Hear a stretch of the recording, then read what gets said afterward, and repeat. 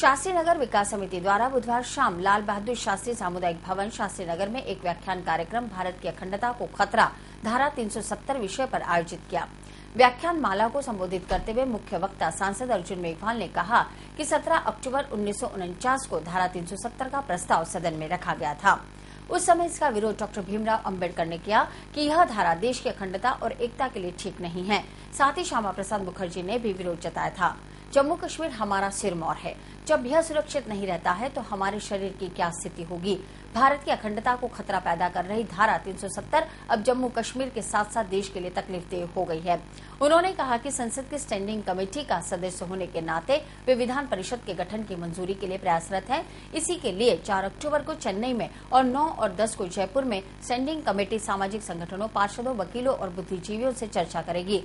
सभी से सुझाव लेकर ही धारा 370 को संसद के पटल पर रखकर हटवाने का प्रयास किया जाएगा, क्योंकि धारा 370 न तो जम्मू कश्मीर के लिए हितकारी है और न ही देश की एकता और अखंडता के लिए है। उन्होंने कश्मीर में अपने व्यक्तिगत अनुभव भी साझा किए और बताया कि वहां के नागरिक भी धारा 370 को हटाने के पक्ष में हैं। उन्होंने इस धारा से जुड़े हुए कई महत्वपूर्ण तथ्यों को भी साझा किया।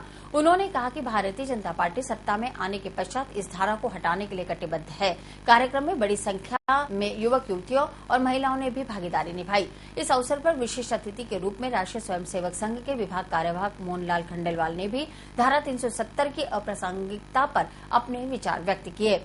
कार्यक्रम के संयोजक आनंद सिंह राजावत ने कार्यक्रम की रचना के संबंध में जानकारी दी एवं समिति के अध्यक्ष सम्मान सिंह बड़गुजर ने सभी का आभार प्रकट किया। कार्यक्रम का संचालन सुभाष दत्त शर्मा ने किया। इसके बाद में आपने राज की सेवा से सेवानिवृत्त होकर के राजनीतिक क्षेत्र में प्रवेश किया।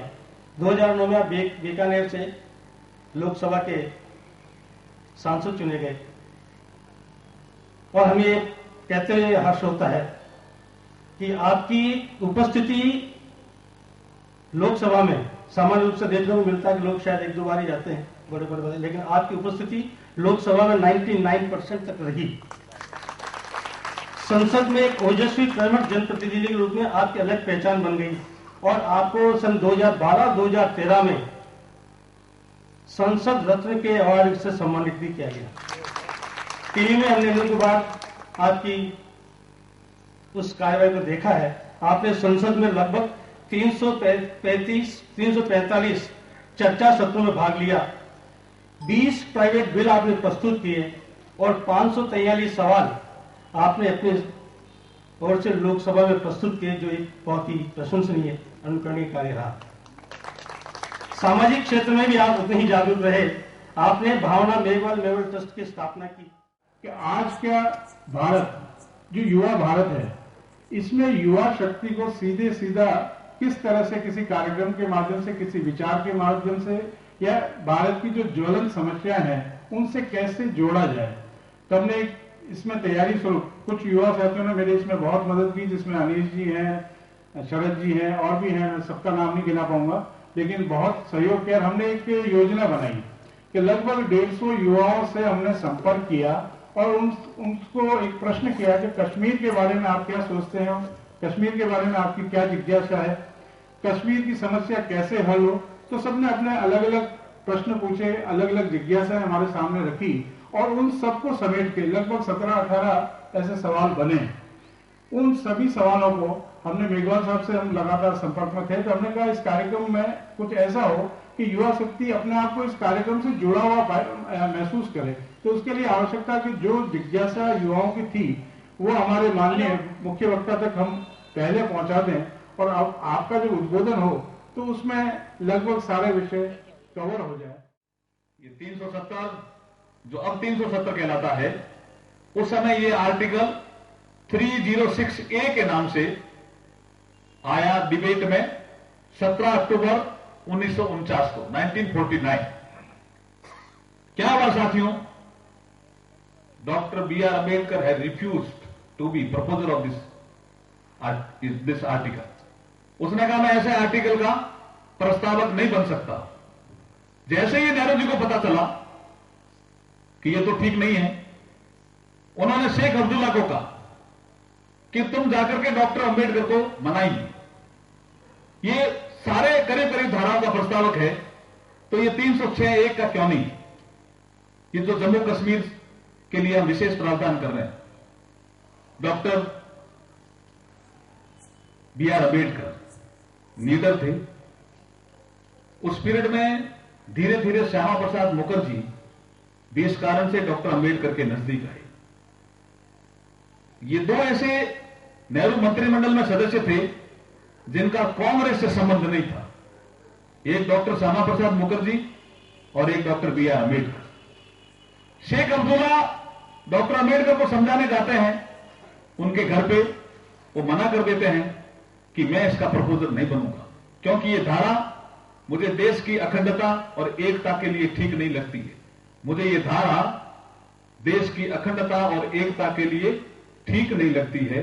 ये उस समय भी डॉक्टर अम्बेडकर ने कहा था, उस समय भी। लेकिन नेहरू जी अड़े में थे।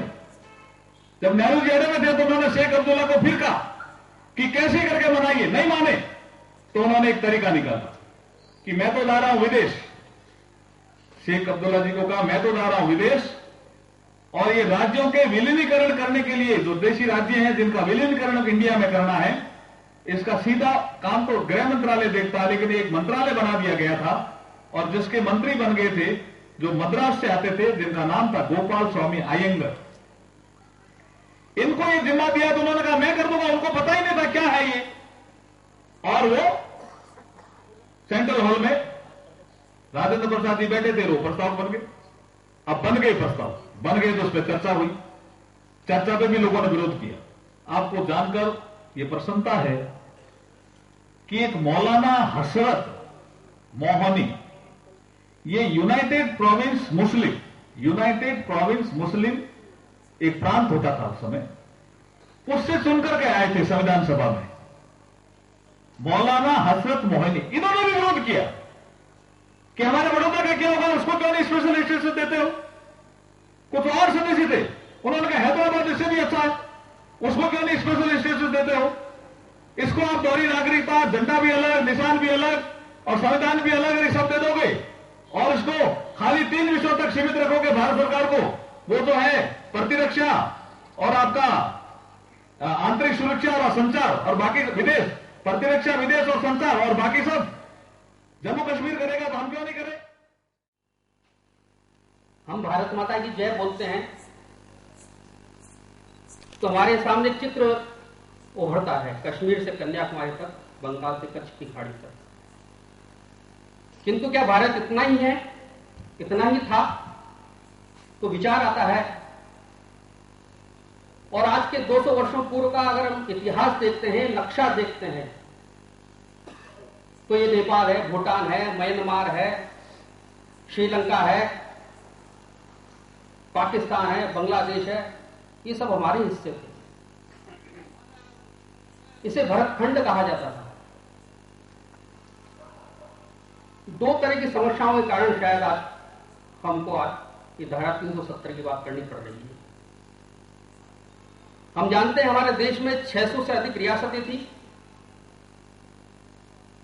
और उनमें आपस में सामंजस्य नहीं था। जब उत्तर का आक्रमण होता है तो दक्षिण वाला परवाह नहीं करता, पश्चिम में आक्रमण हुआ तो पूर्व वाले ने परवाह नहीं। और कुछ प्रभावी राज परिवार यहां हुए। इस प्रकार की कमजोरियों को देखते हुए और भारत में विदेशी लोग आए, 800 वर्षों तक मुसलमानों ने राज किया, लगभग 250 वर्षों तक अंग्रेजों ने राज किया और हमारी कमजोरी का लाभ उठाया। अगर ये भारतवर्ष खंडित नहीं होता तो क्या आज हम 370 की बात करते? क्या पाकिस्तान हमारे सैनिकों के सर काट के ले जाता? क्या आज हम पीओके की बात करते? और हमारा जो रक्षा बजट है शायद आधा भी नहीं रहता। और इस कारण से शायद भारतवर्ष विश्व में अजय रहता, एक बहुत बड़ी शक्ति रहता। किंतु आज की वर्तमान स्थिति में हम क्या कर सकते हैं? उसे हमको सोचना